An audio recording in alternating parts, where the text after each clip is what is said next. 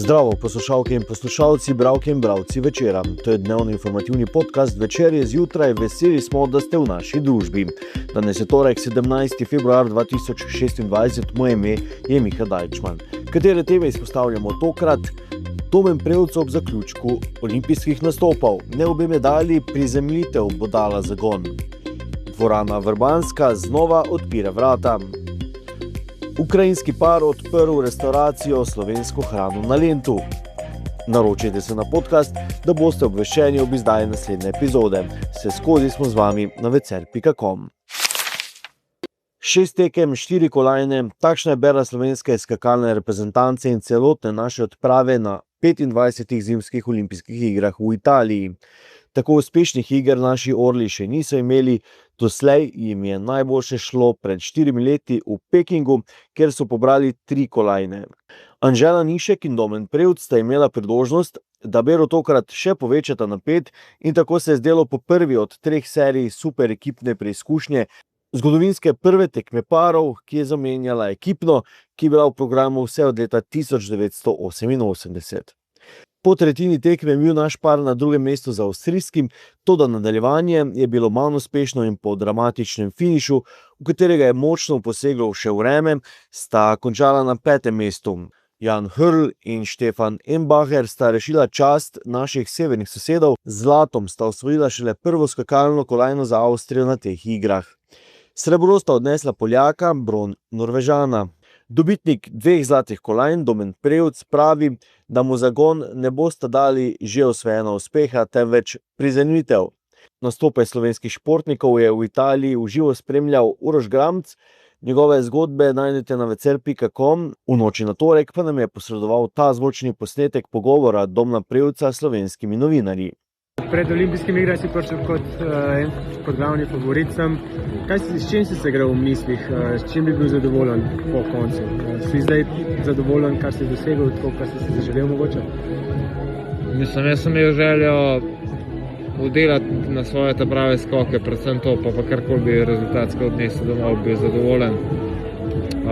Zdaj rezultatsko sem veliko bolj zadovoljen, kot sem pričakoval. Skoke sem pa upal, da je boljši. Tako. Se zdaj že veseliš naprej, ko greš pa še na letalnico takoj? Ja, se po drugi strani, če na pozitivno plat današnjo tekmo obrnem pa ta zaključek. Zdaj to me malo grizal, malo je hiter grounding, prizemljitev bila tale tekma in mogoče še večji zagon za naprej. To ti vedno rad poudarjaš, da je en tak grižljaj rabiš, da potem imaš fokus še naprej na tak visoki. Ja, pa mora biti kar tak realen, ni tako, da zdaj rekel, da sem pa sam mir se gor dal, ampak da je taka, da moraš ten step back, da te postavi na realne tla, ni vse samo umevno, moraš garbati dalje. Tudi če se počutiš dobro, moraš biti pozoren na vse in na tem delati. Če se pa najbolj veseliš do konca sezone? Pa nimam da bi rekel, prioriteta. Pač planica mi je mogoče tista češnja na torti, ampak ne bi hotel z glavo prehitevati do tja. Zdaj prvo je kulem za oddelati, lepa kulisa, vse in se tudi nekako že veselim njih tega. Ko se je pred približno poldrugim letom zrušila streha športne dvorane Vrbanska v Mariboru, v dvorani na srečo ni bilo nikogar. Danes je slika povsem drugačna, nova dvokapnica stoji, polaganje parketa je v zaključni fazi, v zraku pa je čutiti previden optimizem. Direktor zavoda Antona Martina Slomška Maribor Andrej Flogi pravi: enkrat smo imeli srečo, ali se je zgodil čudež. Ne igramo na karto, da bomo imeli srečo še enkrat.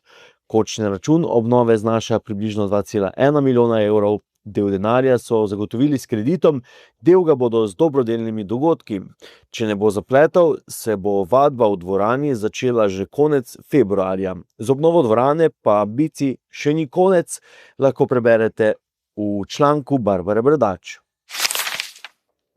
Na mariborskem Lentu tik ob Dravi se piše osebna zgodba o novem začetku. V pritličju hotela Lent je zaživela restauracija Lentarija, ki jo vodita Helena in Aleksander, par iz Ukrajine. A pozor, na meniju ne boste našli tujih jedi, temveč pristno slovensko kulinariko.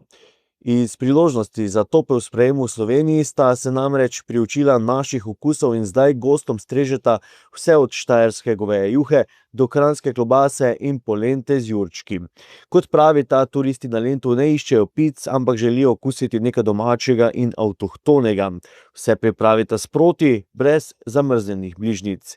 Kako sta se Ukrajinca zaljubila v štajersko kuhinjo in kaj pravijo prvi gostje? Vabljeni k branju celotne reportaže Jasmine Cehnar na večer.com. To je bil Večer zjutraj 17. februarja 2026. Z vami sem bil Miha Dajčman. Kakovostno novinarstvo lahko podprete tako, da se naročite na tiskani in spletni Večer, postanete naš sledilec in bralec na družbenih omrežjih, naročnik naših podcastov in newsletterjev.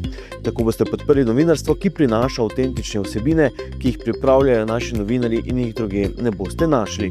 Želimo, da razumete, kako se vrti svet. Želimo vam odstreti vpogled v čas in prostor, v katerem živimo.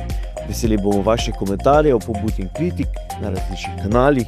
Se beremo in slišimo.